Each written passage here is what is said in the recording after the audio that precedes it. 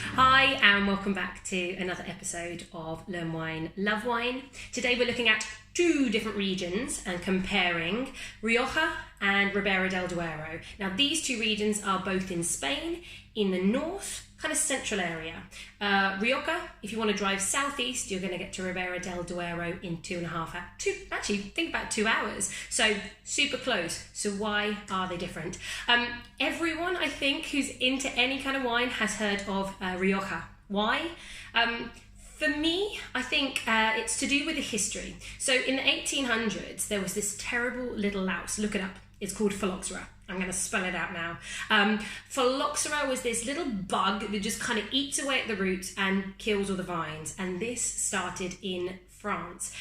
Bordeaux was one of the first places kind of affected, and they were losing all their vines. So, you know, the famous region Bordeaux, the French winemakers that had so much knowledge and history could easily get on a train just straight down to a station called Harrow in Rioja and start making wine. That was really important. And I think, you know, that has continued. Their information got transmitted and Rioja was able to continue making fantastic wines. So that's why Rioja is so well known. But did you know that both these varieties are making not only fantastic wines, but from the same grape variety? Number one grape variety is Tempranillo. Tempranillo is kind of a medium acidity, medium to full-bodied grape that's known for its kind of strawberry red fruits, but actually has something a little bit more savoury to it. And when young, is fun and fruity, and again, all those strawberry cherry notes. And then with age, and is certainly very good with oak, it starts getting more tobacco, spicy, chocolatey, earthy. So it's a very interesting grape. And normally it's blended in Rioja. So in Rioja, you'll find, so a lot of people go, Rioja, I love Rioja, but actually you're saying you like the region and the wines that come from there. The grapes in it mainly are Tempranillo, blended with Garnacha, also known as Grenache in France, so they just call them different names. They're the two main ones.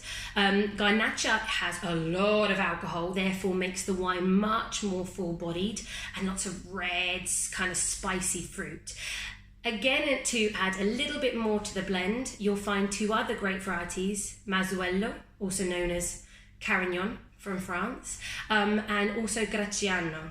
Both of these are added in kind of small quantities, and they will give you more acid, more tannin, more colour, so basically adding much more structure to the wine. So they're the grape varieties you want to memorise if you want to talk about what is in your bottle of Rioja. If you go over to Ribera del Duero, you're going to find a lot of the wine is actually 100% Tempranillo. And if it's not, and it's a blend, they will be using international varieties like Cabernet Sauvignon, Merlot, even Malbec. So these are the varieties that came over from Bordeaux. They're the kind of differences in grapes. But stylistically, how are they different? So first of all, Rioja, being a little bit further north, it has a more of a maritime climate. What that means is the Atlantic Ocean affects the wine, so sea breezes, cooling things down. So the wine, as a general rule, is a little bit higher in acidity, more floral, maybe a little bit fresher and lighter. If you go down slightly to Ribera del Duero, it's on a bit of a plateau, quite high altitude, some of the most highest altitude certainly in Europe, but it has mountains all the way around it, so it's a continental climate. It can't get any effect from the sea breezes. Therefore, the summers are big and hot and dry, and the winters are cold. The nights, being higher altitude, are very cold as well, so you get obviously good acidity, but you get much kind of darker fruit and more full-bodied and more concentrated styles. Added with the fact we already mentioned Cabernet Sauvignon and Merlot, and these kind of bigger, full-bodied, structured varieties are often in the blend. So that's kind of the difference, and you need to decide what you prefer, the more floral style or a bit of a more structured, more tannic style of wine, and go to Ribera del Duero. When you look at a label of Rioja, they are going to be very different depending on whether they say Crianza, Reserva or Gran Reserva, and this is for both of them. So have a look when you're buying. If you do not like oak, you want to go towards the lower end, the Crianza. So just to give you an idea, Crianza on a label means at least a year in oak and 1 year relaxing, chilling out in bottle before release. A Reserva means 1 year in oak again, so same amount of oak minimum, but at least 2 years in bottle relaxing, so that's 3 years in total before being released. And Gran Reserva is at least 2 years in oak and 3 years chilling out in bottle. That's 5 in total. Now, apart from the oaky, more oak means more spice, more chocolates, tobacco, all these kind of heavier, richer, savoury flavours. But you're not going to put a wine in oak unless it's got more concentration, it's better fruit, more flavours. You need more fruit for more oak. So the better quality wines tend to go up the scale, but of course they're going to be more intense, more full-bodied, and more of the oaky flavours. So keep that in mind. A lot of the time in Spain they'll have joven. Joven means young, and that is just going to be your super fruity wines with no oak at all. So keep that in mind. Joven, Crianza, Reserva, Gran Reserva. Okay. Today I decided to treat myself and get a Grand Reserva. Why not go all the way to the top? So today we got Faustino, Faustino 1. This is their top wine. Faustino is a winery that's been around for about 150 years. It's family owned. They are known for, they have the most Gran Reserva, this wine, around the whole world. So very, very well known. Are they the best Gran Reserva in the world? I don't think so, but they are fantastic and great value, and this is why I love this wine. I got this from Asda at £16. This is a 2005. What can I say? We're 2018, to have spent that much time in bottle and have evolved and only pay £16, you get very good value with Rioja. 2005, by the way, if we're going to talk about vintages, is great. 2001, we won't go too far back, but keep a note of these. 2001, 2004, 2005, 2009 and 2010 are fantastic vintages. When it comes to European wine, as opposed to the New World, which is often much more consistent, the weather changes every year and you get different styles. So you really do want to pay attention to vintages if you can. And 2005 is a yummy one. So I'm going to have a little try of this. Now, the first thing that I instantly can tell, it's a much older wine.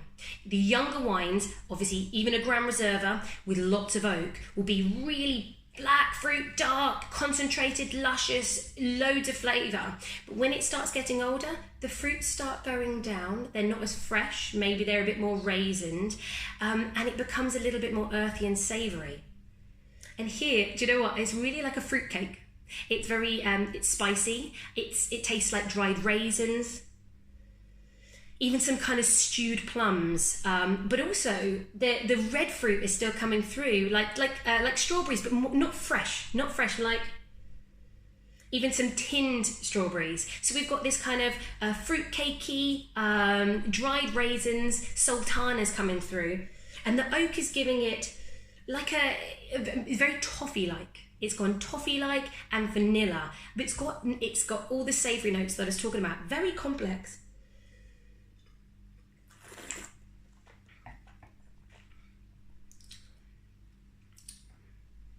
Very round, but still medium-bodied. It's lost that really intense body because it's had time in bottle. It's really soft, and the tannins are really, really prominent, but really like almost chalky, grainy, but fine, and they're sweeter tannins.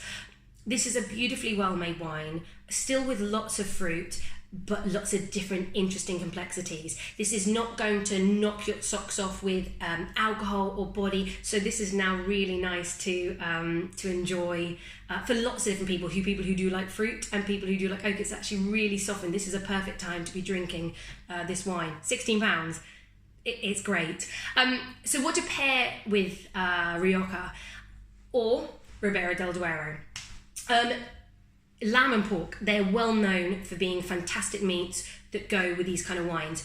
The younger stuff, I mean, Crianza is perfect with tapas, it's perfect with paella, even things like chili con carne, Mexican food, things with pepper, garlic, paprika, saffron, these kind of flavors go really, really nicely with Riojas and Tempranillos in general. As you get the more oaky stuff, start taking the meat to a more smoky barbecue style, heavier, richer sauces. And when you start getting to this side, the age has come through, it's softened, it's got a bit more rustic. This wine is now a bit more rustic rather than plush.